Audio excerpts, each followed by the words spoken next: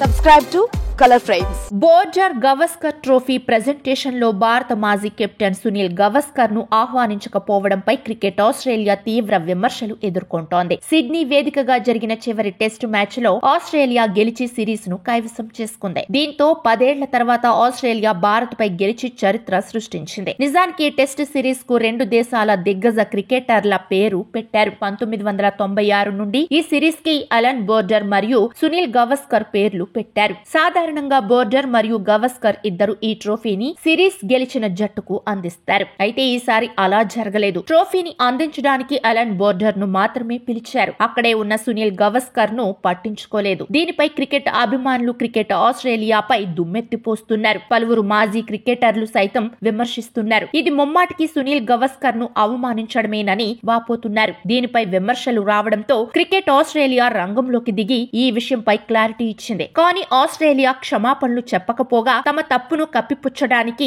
ప్రయత్నించింది. Cricket Australia ప్రతినిధి మాట్లాడుతూ ఆస్ట్రేలియా సిరీస్ గెలిస్తే బోర్డర్ సిరీస్ గా, అలాగే భారత్ ట్రోఫీని నిలబెట్టుకుంటే గవస్కర్ ను మాత్రమే పిలుస్తామని సిఈ ఇప్పటికే నిర్ణయించిందని, అయితే వారిద్దరూ ఉంటే బాగుండేదని మేము నమ్ముతున్నాము. వాళ్ళిద్దరినీ వేదికపైకి పిలవాలనుకున్నామని అతను చెప్పడం గమనార్హం. ఈ విషయంపై భారత మాజీ కెప్టెన్ గవస్కర్ కూడా ఆగ్రహం వ్యక్తం చేశాడు. బోర్డర్ గవస్కర్ ట్రోఫీ కాబట్టి నేను ఖచ్చితంగా ప్రెజెంటేషన్ లో పాలు పంచుకోవడానికి ఇష్టపడతాను. ట్రోఫీ ఇచ్చేటప్పుడు నేను మైదానంలోనే ఉన్నాను. ఆస్ట్రేలియా గొప్పగా ఆడింది. ఆ జట్టు విజయానికి అర్హులు. కానీ నన్ను కూడా ట్రోఫీ ప్రెజెంటేషన్ కార్యక్రమానికి పిలిచి ఉంటే నా స్నేహితుడు అలన్ బోర్డర్ తో కలిసి కార్యక్రమంలో సంతోషంగా పాల్గొనేవాడినని గవస్కర్ చెప్పాడు. వీడియో మీకు నచ్చినట్లయితే ప్లీజ్ లైక్ చేయండి, షేర్ చేయండి, కామెంట్ చేయండి.